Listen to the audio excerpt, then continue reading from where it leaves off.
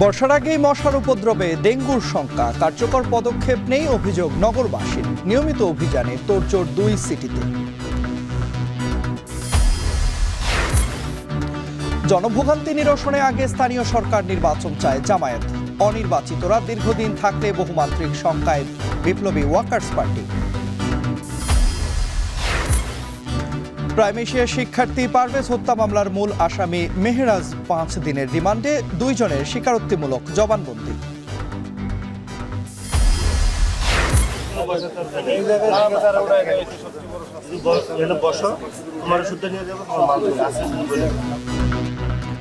গ্রাম থেকে সরাসরি সংগ্রহের নামে চড়া দামে কৃষি পণ্য বিক্রির অভিযোগ। অনিয়ম হলেই ব্যবস্থা, বলছে ভোক্তা অধিকার। প্রত্যেকটা জিনিসেরই দাম 100 টাকা, 120 টাকা। বাজারটা আসলে কোনোটাই মনিটরিং হয় না। আপনি দেখেন চালের দাম, বাজারে আগত যারা ভোক্তা আছেন ওনারা কমপ্লেন দিলেন যেখানে একজন ব্যবসায়ী আছেন বেল বিক্রি করেন 800 টাকা।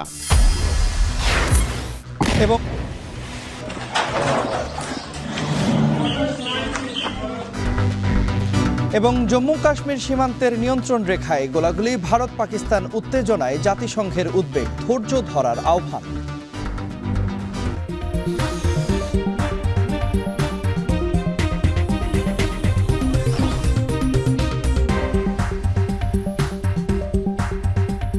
স্বাগত। এখন বিকেলে পুরো আয়োজনে আপনাদের সঙ্গে আছে আমি তন্ময় কুমার রায়।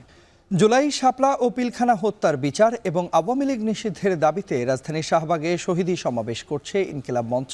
সমাবেশের বিস্তারিত খবর আমরা জানবো। আমাদের সঙ্গে যুক্ত আছেন সহকর্মী জাওয়াদ মাহমুদ। জাওয়াদ, ইনকিলাব মঞ্চের সমাবেশ থেকে কি কি দাবি জানানো হচ্ছে বিস্তারিত জানাবেন আমাদের।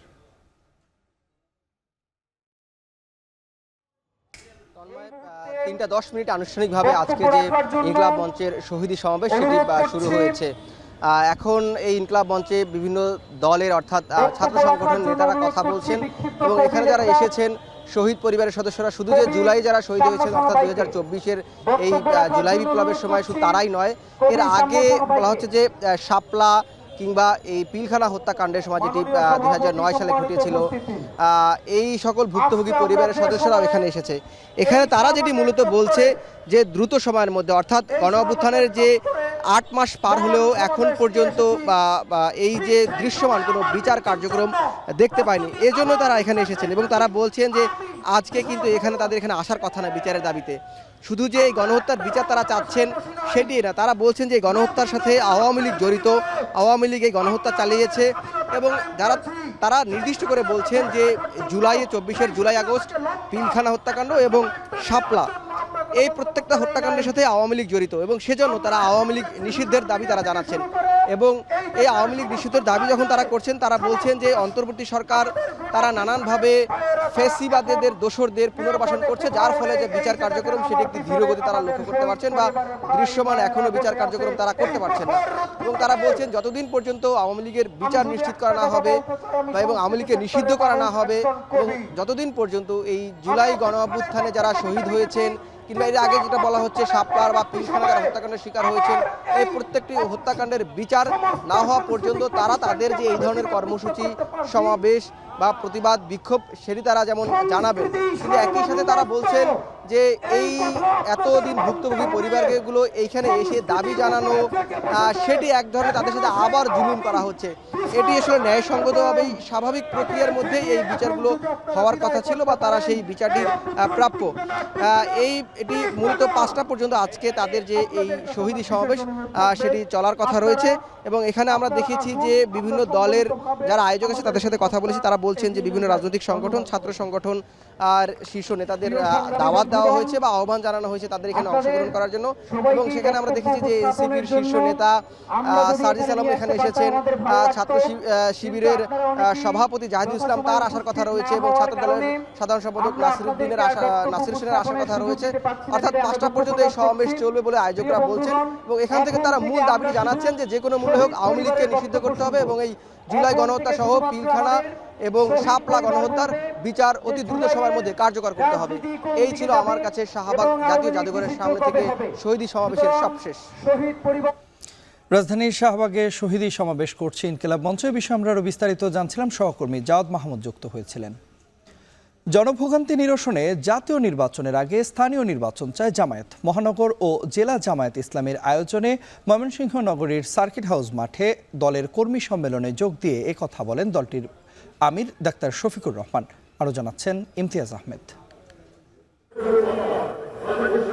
ময়মনসিংহের বিভিন্ন উপজেলা থেকে আসা খণ্ড খণ্ড মিছিলে মুখরিত হয় সার্কিট হাউস মাঠ। হাতে দলীয় পতাকা, ব্যানার নিয়ে বাংলাদেশ জামায়াতে ইসলামীর বিভিন্ন ইউনিটের নেতারা হাজির হতে থাকেন সম্মেলনের স্থলে। দীর্ঘ 17 বছর পর ময়মনসিংহ মহানগর ও জেলা জামায়াতে ইসলামীর এমন আয়োজনে উৎফুল্ল নেতাকর্মীরা।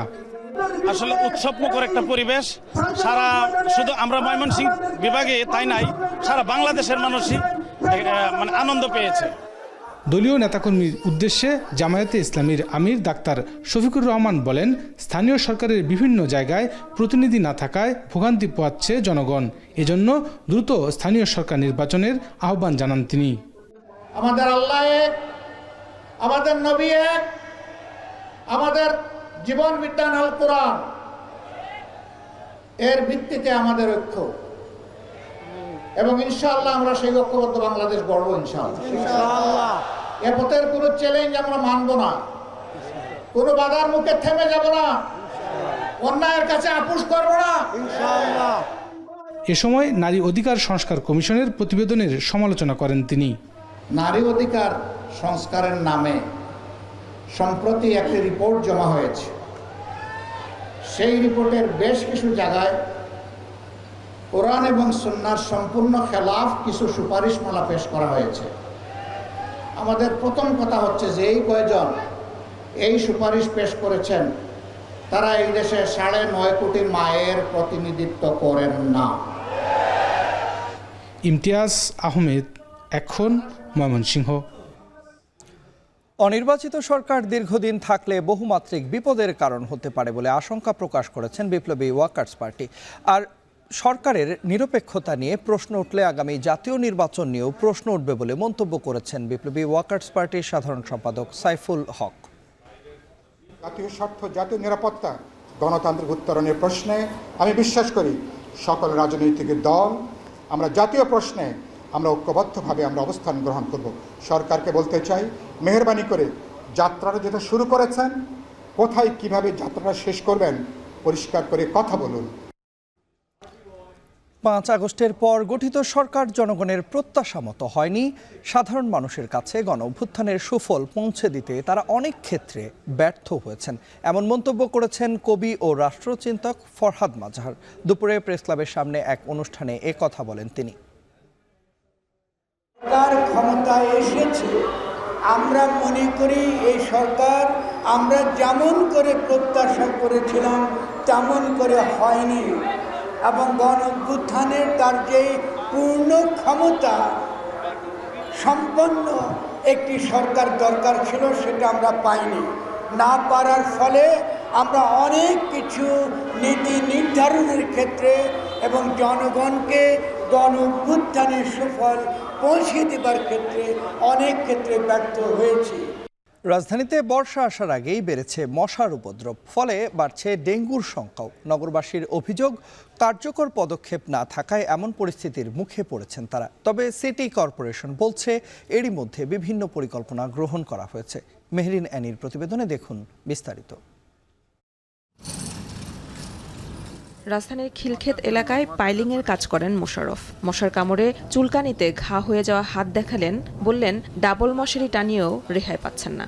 এমনের পরিস্থিতি মৌমাছি চাকের মতো হয়ে আসে, মানে একদণ্ড দাঁড়ায় থাকবেন তাতে কোনো ক্ষমতা নেই আমনের। ঢাকার উত্তর এবং দক্ষিণের বিভিন্ন জায়গায় খাল, রাস্তা সহ নানা সংস্কারের কাজ চলছে, ফলে এসব জায়গায় পানি জমে বেড়েছে মশার উপদ্রব।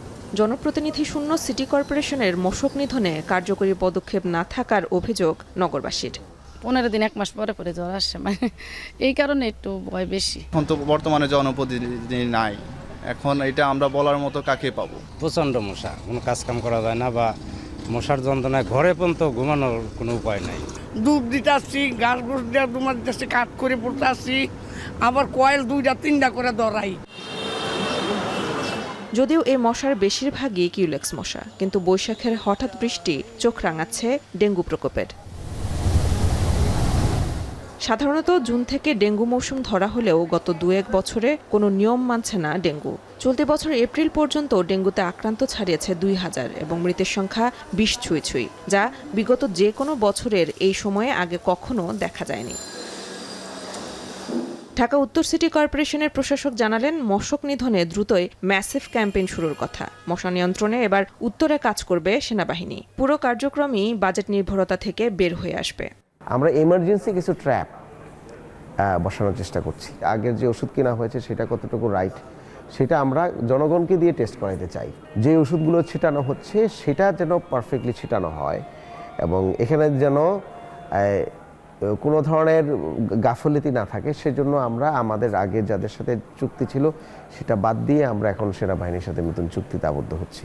আচ্ছা, বিটিএর মেডিসিন আমাদের। অন্যদিকে দক্ষিণ সিটি প্রতিটি ওয়ার্ড পর্যায়ে সপ্তাহব্যাপী কর্মশালা আয়োজন সহ চালাবে চিরুনি অভিযান।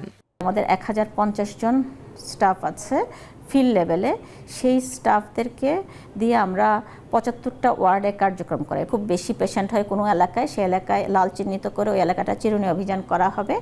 আর পরিষ্কার পরিচ্ছন্নতার উপরে আবার অনেক বেশি জোর দেওয়া হচ্ছে। এইটা হচ্ছে আমাদের অনেক এক্সটেন্সিভ কাজ হচ্ছে, যেটা আমরা কনজারভেন্সির সাথে করতেছি। ব্রুটো ইন্ডেক্স অনুযায়ী যে কোনো বছরের তুলনায় এবছর এডিস মশার ঘনত্ব বেশি, যা এরই মধ্যে বিপজ্জনক সূচকে পৌঁছে গেছে। কীটতত্ত্ববিদরা বলছেন, বর্ষার সময়কাল দীর্ঘ হলে এবছর ঢাকা এবং ঢাকার বাইরে ডেঙ্গু পরিস্থিতি ভয়াবহ আকার ধারণ করতে পারে।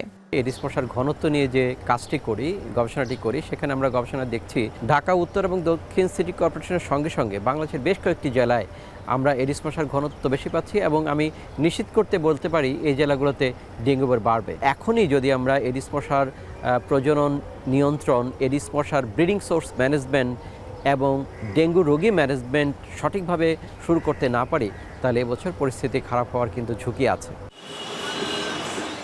মশার বিস্তার রোধে পরিষ্কার পরিচ্ছন্নতায় জনসম্পৃক্ততা বাড়ানোর উপর জোর দিচ্ছেন জনস্বাস্থ্যবিদরা। আক্রান্ত হলেও মৃত্যুর হার কমানোর দিকে বিশেষ নজর দেওয়ার পরামর্শ তাদের। মশা উৎপাদন বন্ধ করবার জন্য একটা কাজ, একটা হচ্ছে চিকিৎসা ব্যবস্থার বিকেন্দ্রীকরণ। গতানুগতিক কাজ করলে মশা উৎপাদন কমবে না। এই দুটো কাজ মিলিয়ে যদি করা হয় তাহলে আমরা এই বছরে অন্তত রোগীর সংখ্যা না কমলেও মৃত্যুর সংখ্যা কিন্তু অনেক কমানো যায়। আর 1 মাস পরই ডেঙ্গুর ভরা মৌসুম, অথচ এখনও প্রস্তুতির তোড়জোড়েই আটকে আছে কর্তৃপক্ষ। ইতিমধ্যে আসছে ডেঙ্গু মৌসুমের ভয়াবহতার আঁচ দিচ্ছেন কীটতত্ত্ববিদরা। সিটি কর্পোরেশনও জানালেন, সর্বোচ্চ গুরুত্ব দিয়ে মশা দমন করবেন তারা। তবে নাগরিকদের ভয় কাটছে না। দেশের পরিবর্তিত পরিস্থিতিতে অভিভাবকশূন্য সিটি কর্পোরেশনের কাজের ধারাবাহিকতায় ফাটা পড়েছে। মেয়র কাউন্সিলরের অনুপস্থিতিতে বাকিরা কতটুকু সক্রিয় হবেন তা নিয়ে শঙ্কায় নগরবাসী। মেহেদিন অ্যানি, এখন ঢাকা। এদিকে রাজধানীর ধানমন্ডি এলাকায় 700-র বেশি কর্মী নিয়ে মশক নিধন ও পরিচ্ছন্নতা কার্যক্রম পরিচালনা করেছে ঢাকা দক্ষিণ সিটি কর্পোরেশন। বর্ষাকে সামনে রেখে এখন থেকে নিয়মিত এমন অভিযান চালানো হবে বলে জানান দক্ষিণের প্রশাসক। এবার দক্ষিণ সিটির ভবনগুলো মশক নিধন অভিযানের আওতায় আসবে বলে জানান তিনি। বিস্তারিত দেখুন আসিফ ইকবাল খানের প্রতিবেদনে। প্রতি বছর বর্ষা মৌসুম এলেই নগর জুড়ে বেড়ে যায় ডেঙ্গুর প্রাদুর্ভাব। এবার বর্ষাতে ডেঙ্গুর বংশবিস্তার রোধে আগেভাগেই মাঠে নেমেছে ঢাকা দক্ষিণ সিটি কর্পোরেশন। শুক্রবার সকালে 700-র বেশি কর্মী নিয়ে ধানমন্ডি এলাকায় মশক নিধন ও পরিচ্ছন্নতা অভিযান পরিচালনা করে দক্ষিণ সিটি কর্পোরেশন। সচেতনতা বৃদ্ধিতে করা হয় র্যালি। র্যালি শেষে উপস্থিত সাংবাদিকদের ডেঙ্গু নিয়ন্ত্রণে নিজেদের পরিকল্পনার কথা জানান স্থানীয় সরকার সচিব ও দক্ষিণের প্রশাসক। সমন্বিত একটা পরিকল্পনা ঢাকা সিটির জন্য দিব। দক্ষিণ সিটি কর্পোরেশনের প্রশাসক জানান, বর্ষাকে সামনে রেখে ডেঙ্গু মশার বিস্তার রোধে এবছর আগেভাগেই ওষুধ ছিটানো ও পরিবেশ পরিচ্ছন্নতা অভিযান শুরু হয়েছে। নগরবাসী সহযোগিতা করলে ডেঙ্গু রোধ সম্ভব হবে। বর্ষা শুরুর আগে এবার আমরা আমাদের খালগুলো, আমাদের নর্দমাগুলো, আমাদের ড্রেনগুলো এগুলো সমস্ত পরিষ্কার করে ফেলবো এবং বিশেষ করে মশার যে জন্মস্থান সেইটাকে আমরা পরিষ্কার রাখবো। এই কার্যক্রম আমাদের সিটির তরফ থেকে অব্যাহত আছে। আর নাগরিকদেরও দায়িত্ব আছে তাদের, আমরা তাদের আঙ্গিনা যাতে পানি না জমে, কোনো টবে যাতে পানি জমি না থাকে, তাদের তরফে তাদের প্রতি আমাদের অনুরোধ, তাদের প্রতি আমাদের স্বনির্বন্ধ আহ্বান থাকবে যে আপনারা আপনাদের বাসাবাড়িটা পরিষ্কার রাখেন, ডোবা নালা নর্দমা এগুলো আমরা পরিষ্কার রাখবো। স্থানীয় সরকার সচিব বলেন, ঢাকার দক্ষিণ সিটির কোথাও মশক নিধনে এমন কোনো উদ্যোগ নেওয়া হবে না যাতে পরিবেশ ও এলাকার ক্ষতি হয়। যে আমরা 30 জন ম্যাজিস্ট্রেট, নির্বাহী ম্যাজিস্ট্রেট এখানে এই ঢাকা দক্ষিণ সিটি কর্পোরেশনে নিয়োগ করার জন্য উদ্যোগ নিয়েছি। এটার কারণটা হচ্ছে একটা পরিচ্ছন্ন নগরী উপহার দেওয়ার জন্য। তারা বিভিন্ন জায়গায় যাবে যেখানে আমাদের পরিষ্কার পরিচ্ছন্নতা বিঘ্ন করছে, তাদের বিরুদ্ধে ব্যবস্থা গ্রহণ করা, তাদেরকে মোটিভেট করা, সচেতন করা, এই দায়িত্বটা নিয়েই আমরা কাজটা করছি। এডিস মশা নিধনে সিটি কর্পোরেশনের ছিটানো ওষুধের মান ভালো দাবি করে স্থানীয় সরকার সচিব জানান, ডেঙ্গু আক্রান্তদের চিকিৎসায় এবছর স্বাস্থ্য বিভাগের সাথে সমন্বিতভাবে কাজ করা হবে। আসিফ ইকবাল খান, এখন, ঢাকা।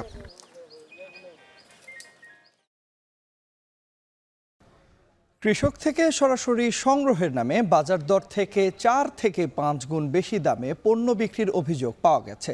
যাদের দেখাদেখি অন্য যারা দোকানে রয়েছেন তারাও দাম বাড়িয়ে দিচ্ছেন। অন্যদিকে মোহাম্মদপুর টাউন হল বাজারের বেশিরভাগ সবজির কেজি 100 টাকা হলেও কারওয়ান বাজারের সঙ্গে দামের পার্থক্য রয়েছে 20 থেকে 30 টাকা পর্যন্ত, যাকে সংশ্লিষ্ট কর্তৃপক্ষের উদাসীনতা হিসেবে দেখছেন ক্রেতারা। যদিও ভোক্তা অধিকার বলছে অনিয়ম করলেই নেওয়া হবে ব্যবস্থা। আরও জানাচ্ছেন দেলোয়ার দোলন। মৌসুমি ফল বেল, যার একটি বিক্রি হচ্ছে 800 টাকায়, গুটি আমের প্রতি কেজি 650, ডিম ডজন প্রতি 300 টাকায়, কলার ডজন 300 থেকে 350 টাকা। এমন অস্বাভাবিক মূল্যে পণ্য বিক্রি করছেন মোহাম্মদপুরের টাউন হলের কয়েকজন ব্যবসায়ী, যাদের দাবি এসব পণ্য সবার জন্য নয়, এগুলো কৃষক বা গৃহস্থ থেকে সরাসরি আনা। গুটি কয়েক ব্যবসায়ীর এমন কর্মকাণ্ডে প্রভাব পড়েছে টাউন হল সহ রাজধানীর বিভিন্ন বাজারে। নেপালি সাগরের দাম হচ্ছে অর্ধেক, আর এটার দাম হচ্ছে ডাবল। এটা অরিজিনালি গাছ পাকা, এটা কোনো মেডিসিন নাই, ফরমালিন নাই, কিচ্ছু নাই, নিজে সংগ্রহ করে গৃহস্থের বাসা থেকে। ক্রেতাদের অভিযোগ, এমন মুনাফালোভী দোকানিরাও বাড়তি দামে পণ্য বিক্রির কথা স্বীকার করে বলছেন, ধানমন্ডি মোহাম্মদপুর এলাকার কিছু ধনাঢ্য ও নির্ধারিত ক্রেতার জন্য এসব পণ্য আনছেন তারা। স্বাভাবিক দামের তুলনায় এর কাছে দামটা ডাবল বা ট্রিপল হয়ে যায়। এই অবৈধ টাকার বাজারে হাতছানির কারণে বিক্রেতা যখন দেখছে 500 টাকার কাস্টমার আছে, তাহলে শুধু আমার মতো কাস্টমার কাছে 150 টাকা বিক্রি করবে না। এদিকে সাধারণ ক্রেতাদের আপত্তির মুখে এ দোকানে হানা দেয় ভোক্তা অধিকার সংরক্ষণ অধিদপ্তর। করা হয় সতর্ক। যাচাই বাছাই করলাম, ওনার কাছে আসলে কোনো পাকা রসিদও দেখি নাই। ওনাকে সতর্ক করে গেলাম, উনি রাস্তার উপরে যেহেতু ব্যবসা করতেছেন, পরবর্তীতে যেন যৌক্তিক পর্যায়ে মুনাফা করে ব্যবসা করেন। গেল শীত মৌসুমে সবজির দর নিয়ে ক্রেতাদের মধ্যে ছিল স্বস্তি, তবে বর্তমানে বাড়তি গ্রীষ্মকালীন সবজির দর। বাজার ঘুরে দেখা যায় করলা, দুন্দুল, পটল, ঢেঁড়স, পটল, ঝিঙ্গা, শসা বিক্রি হচ্ছে 100 টাকা কেজিতে। বেগুন 80 টাকা, জালি কুমড়া 50 টাকা, শসা হয়েছে দেশিটা 120 টাকা, হাইব্রিড হয়েছে 60 টাকা, আর যে উস্তা আছে 80 টাকা কেজি, লাউ হয়েছে 80 টাকা, ভেন্ডি 80 টাকা, দুন্দুল হয়েছে 80 টাকা, ঝিঙ্গা 80 টাকা। আপনার হচ্ছে 5 টাকা 10 টাকা করে সবসময়ই বাড়ছে, প্রতি বাজারেই আপনার হচ্ছে একটু একটু করে বাড়ছে। এদিকে কারওয়ান বাজারে দেখা গেছে কিছুটা কম দর, যেখানে পেঁয়াজ বিক্রি হচ্ছে 50 থেকে 55 টাকা কেজিতে। এছাড়াও টাউন হলের বাজারের দরের চেয়ে 20 থেকে 25 টাকা কেজি কমে মিলছে সবজি। গরু এবং খাসির মাংস বিক্রি হচ্ছে আগের দামেই, ব্রয়লার 170 থেকে 180 টাকা, সোনালী মুরগির কেজি 250 থেকে 280 টাকা। এছাড়া লিটারে 14 টাকা বাড়লেও বাজারের চাহিদার তুলনায় সরবরাহ কিছুটা কম সয়াবিন তেলের। বাজারে সুস্থ প্রতিযোগিতা বিরাজমান রেখে ব্যবসাটা করা উচিত তাদেরকে। কোরবানিকে সামনে রেখে দাম বাড়তে শুরু করেছে মশলার, যা আরও বাড়তে পারে। ভোক্তারা বলছেন, সংশ্লিষ্টরা এখনই তৎপর হলে রোখা যাবে মুনাফাখোরদের। দেলোয়ার দোলন, এখন, ঢাকা। রাজধানীর বনানীর প্রাইম এশিয়া বিশ্ববিদ্যালয়ের শিক্ষার্থী জাহিদুল ইসলাম পারভেজ হত্যা মামলায় গ্রেপ্তার ১ নম্বর আসামি মেহরাজ ইসলামকে ৫ দিনের রিমান্ড দিয়েছেন আদালত। বিকেলে ঢাকা মেট্রোপলিটন ম্যাজিস্ট্রেট মেহরা মাহবুবের আদালতে শুনানি শেষে এই আদেশ দেন। মেহরাজকে সিএমএম আদালতে হাজির করার পর ১০ দিনের রিমান্ড আবেদন করেন তদন্ত কর্মকর্তা। শুনানিতে পুলিশ জানায় ঘটনার সময় ধারালো অস্ত্র দিয়ে পারভেজকে একের পর এক আঘাতে হত্যা করে মেহরাজ। গেল বুধবার আইনশৃঙ্খলা বাহিনীর বিশেষ অভিযানে গাইবান্ধা থেকে গ্রেপ্তার করা হয় তাকে। আসামিপক্ষের আইনজীবীরা তার রিমান্ড বাতিল চেয়ে জেল গেটে জিজ্ঞাসাবাদের আবেদন করেন, কিন্তু সেই আবেদন বাতিল করে রিমান্ডের আদেশ দেন বিচারক। এর আগে ২১ এপ্রিল এ মামলায় গ্রেপ্তার আল কামাল শেখ, আলভি হোসেন জুনায়েদ ও আল আমিন সানির ৭ দিনের রিমান্ড মঞ্জুর করেন আদালত। এদের মধ্যেই মাহাতির সহ ২ আসামি আদালতে দায় স্বীকার করে জবানবন্দি দিয়েছেন।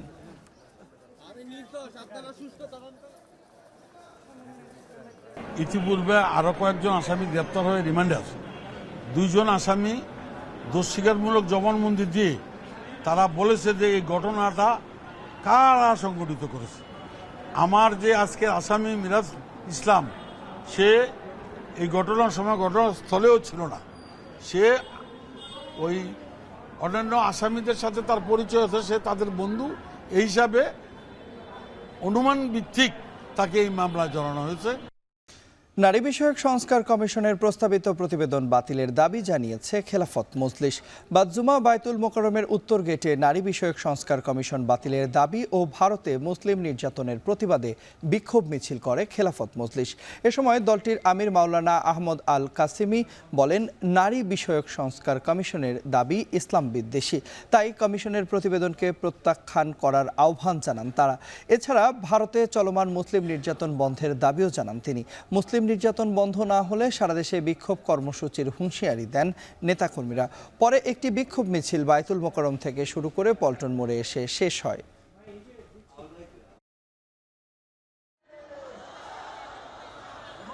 যে সংস্কার কমিশন তারা তাদের যে প্রস্তাবগুলো দিয়েছে এইগুলা ইসলামের বিরুদ্ধে, নৈতিকতার বিরুদ্ধে এবং বাংলাদেশের সংবিধানের পরিপন্থী তারা প্রস্তাব করেছে। সুতরাং খেলাফত মজলিসের বক্তব্য, এই বিতর্কিত নারী বিষয়ক এই যে প্রতিবেদন, এইটা পূর্ণটাই বাতিল করতে হবে। কোরআন সুন্নাহ বিরোধী কোনো আইন বাস্তবায়ন হলে অন্তর্বর্তী সরকারকে ক্ষমতায় থাকতে দেওয়া হবে না বলে হুঁশিয়ারি দিয়েছে হেফাজতে ইসলাম। জুমার নামাজের পর অন্দরকিল্লা শাহী মসজিদের সামনে বিক্ষোভ সমাবেশ থেকে এই হুঁশিয়ারি দেওয়া হয়। নামাজের পরপরই মসজিদ প্রাঙ্গণে জড়ো হতে থাকেন হেফাজতের নেতাকর্মীরা। এ সময় নারী সংস্কার কমিশনে কোরআন সুন্নাহ বিরোধী প্রতিবেদন নিয়ে সমালোচনা করেন তারা। এই কমিশন বাতিল সহ 4 দফা দাবি জানিয়ে বক্তারা বলেন, কোনো পশ্চিমা দেশ নয়, বরং বাংলাদেশের মুসলমানরাই অন্তর্বর্তী সরকারকে ক্ষমতায় বসিয়েছেন। আগামী 3 মে সোহরাওয়ার্দী উদ্যানে হেফাজতে ইসলামের মহাসমাবেশ সফল করার আহ্বানও জানান তারা।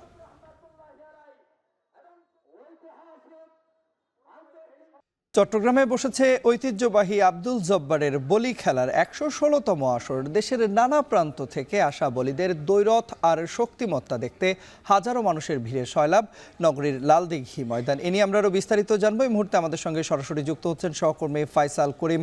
ফাইসাল, বলি খেলাকে ঘিরে আয়োজন কেমন দেখছেন এবং একই সঙ্গে জানাবেন যে কতজন খেলোয়াড় এবারের আসরে অংশ নিয়েছেন? ঢোলের বাদ্যে বাদ্যে চলছে বলিদের যে দ্বৈরথ কিংবা চট্টগ্রামের যে ঐতিহ্যবাহী বলি খেলাটি 100 বর্ষ পার করেছে, 116তম আসর।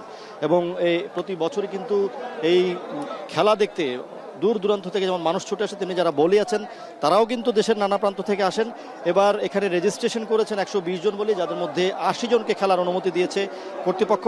এবং আমরা দেখছি যে বলিরা একে একে রিংয়ে উঠে তারা নানা ধরনের কসরত দেখাচ্ছেন, তাদের শারীরিক সক্ষমতা, শক্তির সাথে কৌশলের এখানে প্রদর্শনী দেখা যাচ্ছে। এবং 20 ফুট বাই 20 ফুটের যে রিং, সেই রিংয়ে কিন্তু আমরা দেখছি যে একেবারে দেশীয় যে একটি কুস্তি খেলার একেবারে আদি একটি রূপ, যেটি 1909 সালে এই খেলার প্রচলন করেছিলেন চট্টগ্রামের সওদাগর আব্দুল জব্বার, তিনি মূলত এটি ব্রিটিশদের বিরুদ্ধে যে সংগ্রাম ছিল তখন সে সংগ্রামের বিরুদ্ধে তরুণ সমাজকে, যুব সমাজকে উদ্বুদ্ধ করতেই এই খেলার প্রচলন করিয়েছিলেন এবং তখন থেকে কিন্তু এটি চলে আসছে এবং এই খেলাকে ঘিরে কিন্তু এক ধরনের উৎসব তৈরি হয় পুরো চট্টগ্রামের লালদিঘির 1 থেকে 2 কিলোমিটার এলাকা জুড়ে।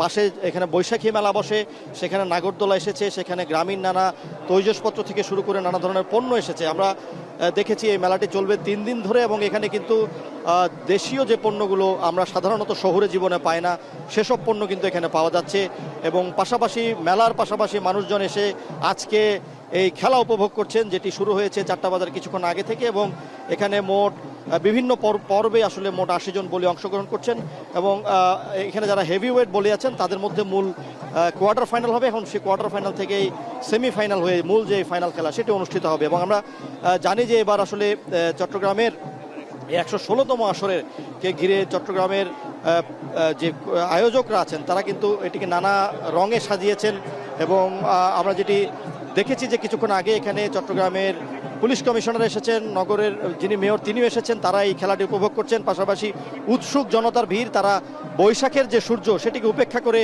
এই মেলা উপভোগ করছেন এবং যারা বলি আছেন তারা মূলত যেহেতু দূর দূরান্ত থেকে আসেন তাদের বিষয়ে যেটি বলছিলেন যে আসলে এই মেলায় এসে যে খরচের বিষয় থাকে কিংবা কর্তৃপক্ষ থেকে যেটি দেওয়া হয় সেটি আসলে তাদের জন্য সন্তোষজনক নয়। তো সেই বিষয়ে তারা দাবি করেছেন যে এই মেলাটি যাতে আরও বড় পরিসরে করা হয় এবং এটির যে আন্তর্জাতিক ব্র্যান্ডিং সেই আন্তর্জাতিক ব্র্যান্ডিংয়ের বিষয়েও এখানে যারা নগরবাসী আছেন তারা বলছেন যে এটিকে যদি আন্তর্জাতিক পরিসরে কিংবা এই খেলাটিকে জাতীয়ভাবে স্বীকৃতি দেওয়া হয় তাহলে কিন্তু ওই শতবর্ষী এই খেলার যে গুরুত্ব সেই গুরুত্বকে আমরা স্বীকার করে নেওয়ার একটি বিষয় থাকে। তো সেই বিষয়গুলো বলছেন এবং আজকে কিন্তু এখন বলি খেলা চলছে, কিছুক্ষণ পরেই কিন্তু ফাইনাল খেলা অনুষ্ঠিত হবে এবং আমরা জানতে পারবো যে আসলে হয়তো আধা ঘন্টা পরেই সেটি হবে এবং তার মধ্য দিয়ে আমরা জানতে পারবো যে আজকের এই বলি খেলায় কে বিজয়ী হলো।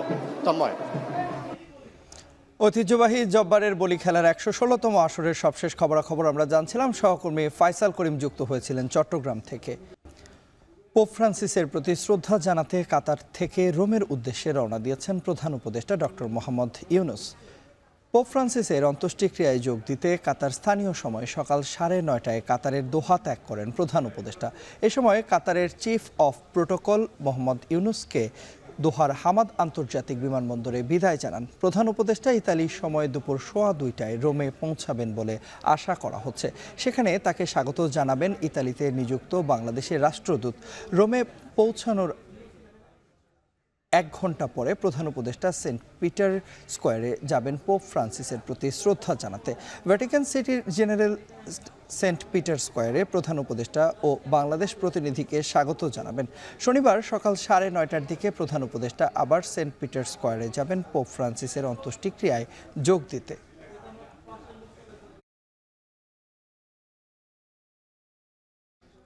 পোপ ফ্রান্সিসের মরদেহ সর্বস্তরের মানুষের শ্রদ্ধা ও তার শেষকৃত্যের নানা আয়োজন নিয়ে বিস্তারিত জানাতে ভ্যাটিকান থেকে আমাদের সঙ্গে যুক্ত হচ্ছেন সহকর্মী মনিরুজ্জামান মনির। বিস্তারিত জানতে চলে যাচ্ছি তার কাছে। মনির, প্রধান উপদেষ্টা কখন নাগাদ পৌঁছবেন? আমরা বলছিলাম যে ইতালির যে স্থানীয় সময় 2:15টায় তার পৌঁছানোর কথা রয়েছে সেটি জানাবেন এবং একই সঙ্গে জানাবেন আগামীকাল শেষকৃত্য কয়টা নাগাদ শুরু হবে এবং এতে কোন কোন দেশ থেকে রাষ্ট্রপ্রধানরা যোগ দিয়েছেন?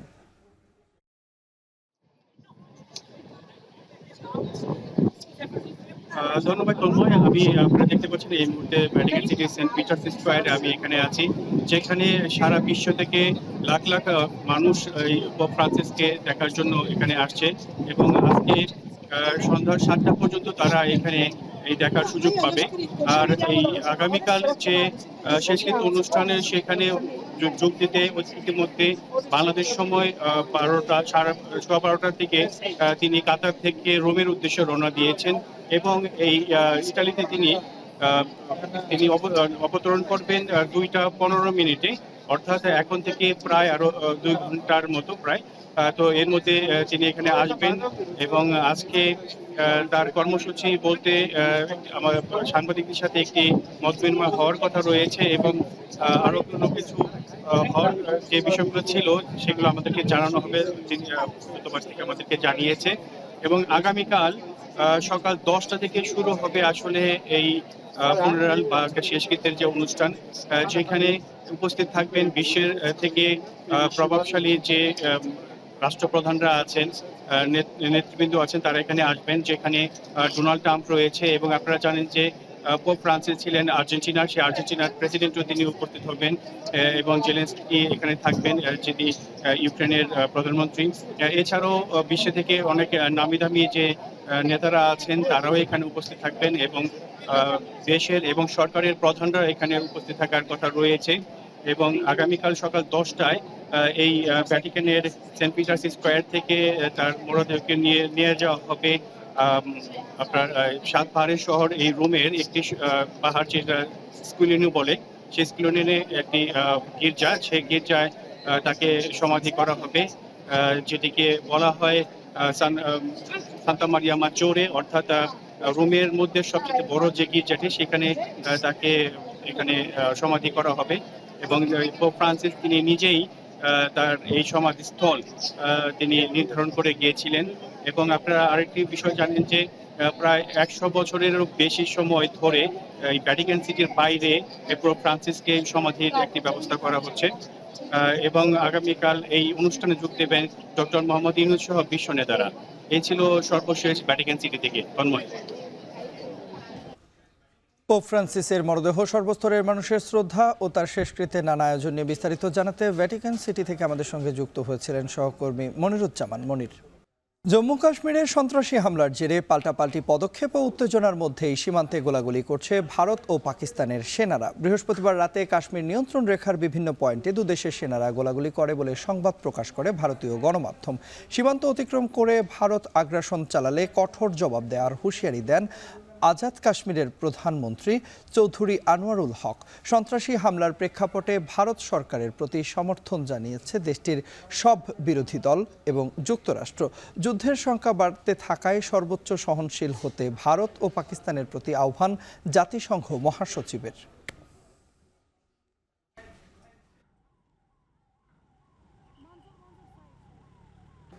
ভারতের বিরুদ্ধে বিক্ষোভে উত্তাল পাকিস্তান। ইসলামাবাদ, করাচি সহ দেশটির বিভিন্ন শহরে বিক্ষোভে যোগ দিয়েছেন হাজারো মানুষ। জম্মু কাশ্মীরের সন্ত্রাসী হামলার ঘটনায় পাকিস্তানকে অভিযুক্ত করে সিন্ধু পানি চুক্তি বাতিল সহ বিভিন্ন ব্যবস্থা নিয়েছে ভারত।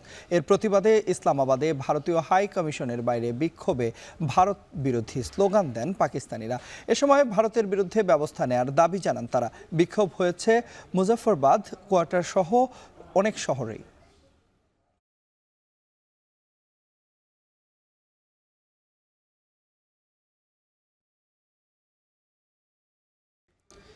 ইংলিশ ফুটবল লিগ চ্যাম্পিয়নশিপে স্ট্রোক সিটির বিপক্ষে মাঠে নামছে হামজা চৌধুরীর শেফিল্ড ইউনাইটেড। যদিও শেষ 5 ম্যাচের 4টিতেই হার ব্লেডসের, তবে এই ম্যাচে ঘুরে দাঁড়াতে চায় শেফিল্ড। দুদলের এই ম্যাচ শুরু হবে রাত 1টায়। শেষ ম্যাচে বার্নালির কাছে 2-1 গোলে হেরে প্রিমিয়ার লিগ সরাসরি খেলার সুযোগ হাতছাড়া করে হামজার দল। তবে এখনই শেষ হয়ে যাচ্ছে না প্রিমিয়ার লিগের স্বপ্ন। বর্তমানে 44 ম্যাচে 86 পয়েন্ট নিয়ে টেবিলের 3য় স্থানে আছে শেফিল্ড ইউনাইটেড। লিগে এখনও বাকি 2 ম্যাচ। লিগ রাউন্ডে টেবিলের 3 থেকে 6 নম্বরের দলগুলোর মধ্যে প্লে অফের মাধ্যমে যে কোনো একটি দল সুযোগ পাবে এপিএল এর আসরে। তাই শুক্রবার ম্যাচে নিজেদের সেরাটা দিতে চাইবে হামজা চৌধুরীর দল। দেশের সম্ভাবনাময় পর্যটন খাতকে আন্তর্জাতিক অঙ্গনে তুলে ধরতে রাজধানীর হাতিরঝিলে হয়ে গেল ম্যারাথন প্রতিযোগিতা। বিউটিফুল বাংলাদেশ রান শিরোনামে এই প্রতিযোগিতায় অংশ নেন 700-র বেশি মানুষ। ম্যারাথনের আয়োজন করে aviation and tourism journalist forum. বিস্তারিত দেখুন প্রতিবেদনে। ভোরের আলো ফোটার আগেই মিলন মেলার রাজধানীর হাতিরঝিলে চলে বিউটিফুল বাংলাদেশ রান ম্যারাথন প্রতিযোগিতার প্রস্তুতি। Aviation and tourism journalist forum of Bangladesh ATJFB-র আয়োজনে এই ম্যারাথনে অংশ নেয় 700-র বেশি প্রতিযোগী। ছিলেন বেসামরিক বিমান চলাচল কর্তৃপক্ষের চেয়ারম্যান, বাংলাদেশ ট্যুরিজম বোর্ডের প্রধান নির্বাহী কর্মকর্তা, ঢাকায় নিযুক্ত 10টি দেশের রাষ্ট্রদূত, কূটনৈতিক সহ বিভিন্ন শ্রেণী পেশার মানুষ। হাতিরঝিলের পুলিশ প্লাজা, রামপুরা, মধুবাগ, তেজগাঁও অংশ হয়ে 7 কিলোমিটার এলাকা ঘুরে ম্যারাথন। এ সময় অংশগ্রহণকারীদের নিরাপত্তা ও স্যালাইন পানি দেওয়া হয়। নারী পুরুষ সহ পরিবারের ছোট সদস্যরাও অংশ নেন 2 কিলোমিটারের দৌড়ে। যেহেতু এটা প্রথমবার আমি পার্টিসিপেট করলাম, খুবই ভালো লেগেছে। একটা নতুন ধরনের একটা অভিজ্ঞতা ছিল। আমি আর বাবা মা আমার বোন সবাই অংশগ্রহণ করেছি। আর আমি আমার বাবা দিয়েছি 7 কিলোমিটার, আমার মা দিয়েছে 1.5 কিলোমিটার, মা আর বোন। সাপ্তাহিক ছুটির দিনে এমন আয়োজনে ধারাবাহিকতা থাকবে বলে আশা করেন অংশগ্রহণকারীরা। শরীর এবং মনকে যদি সুস্থ রাখতে হয় তাহলে সকালে অবশ্যই মানুষকে এক্সারসাইজ এবং যে দৌড় এটা করতে হবে। বাংলাদেশে কিন্তু স্বাস্থ্য সচেতন খুব ওবিসিটি অনেক বেড়ে যাচ্ছে, তো এই ধরনের আয়োজন ওদেরকে সচেতন করবে যারা স্বাস্থ্য সচেতন নয়, এবং বাংলাদেশে দিন দিন এই হার বৃদ্ধি পাচ্ছে যারা স্বাস্থ্য সচেতন হচ্ছে। বাংলাদেশের সম্ভাবনাময় পর্যটন খাতকে আন্তর্জাতিক অঙ্গনে তুলে ধরতেই এমন উদ্যোগের কথা জানান আয়োজকরা। ইয়াং জেনারেশন তারা আজকাল আপনার দেখবেন যে তারা আপনার এক্সারসাইজ, ফিজিক্যাল এক্সারসাইজ দিকে নাই, তারা ম্যাক্সিমামই আপনার ইউটিউব নিয়ে বসে আছে, অনলাইনে বসে থাকে, তারা রাস্তায় নামে না। অনেক মানুষ উৎসাহ নিয়ে দৌড়েছে। আমার মনে হয় খুব চমৎকার একটা উদ্যোগ। এভিয়েশন সেক্টর ATJFB প্রথমে এটা আয়োজন করেছে এবং সিভিল এভিয়েশনের তরফ থেকে আমরা পার্টিসিপেট করে অত্যন্ত আনন্দিত। আমাদের রানের মাধ্যমে আমরা এই বিউটিফুল বাংলাদেশ এবং বাংলাদেশের পর্যটনকে আমাদের সবার ডোমেস্টিক এবং ইন্টারন্যাশনাল এরিনাতে যাতে আমরা প্রমোট করতে পারি। এটা 7 পয়েন্ট। ম্যারাথনের বিজয়ীদের পাশাপাশি অংশগ্রহণকারী সবার জন্য র্যাফেল ড্র অনুষ্ঠিত হয়। আগামী ডিসেম্বরের শীতকালীন ম্যারাথন প্রতিযোগিতা আয়োজনের ঘোষণাও দেয় ATJFB। সুমাইরাত্রি, এখন ঢাকা। এরই মধ্য দিয়ে চলে এলাম এখন বিকেলের আয়োজনের একেবারে শেষ প্রান্তে। তবে যাবার আগে শিরোনামগুলো জানিয়ে দিব আরও একবার। বর্ষার আগে মশার উপদ্রবে ডেঙ্গুর সংখ্যা, কার্যকর পদক্ষেপ নেই অভিযোগ নগরবাসীর। নিয়মিত অভিযানে তোড়জোড় 2 সিটিতে। জনভোগান্তি নিরসনে আগে স্থানীয় সরকার নির্বাচন চায় জামায়াত। অনির্বাচিতরা দীর্ঘদিন থাকলে বহুমাত্রিক সংখ্যায় বিপ্লবী ওয়ার্কার্স পার্টি। প্রাইম এশিয়ার শিক্ষার্থী পারভেজ হত্যা মামলার মূল আসামি মেহরাজ 5 দিনের রিমান্ডে, দুজনের স্বীকারোক্তিমূলক জবানবন্দি।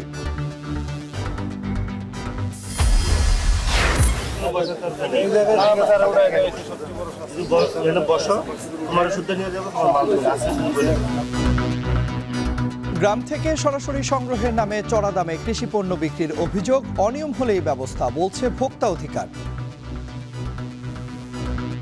প্রত্যেকটা জিনিসেরই দাম 100 টাকা, 120 টাকা। বাজারটা আসলে কোনোটাই মনিটরিং হয় না। আপনি দেখেন চালের দাম, বাজারে আগত যারা ভোক্তা আছেন ওরা কমপ্লেন দিলেন যেখানে একজন ব্যবসায়ী আছেন বেল বিক্রি করেন 800 টাকা।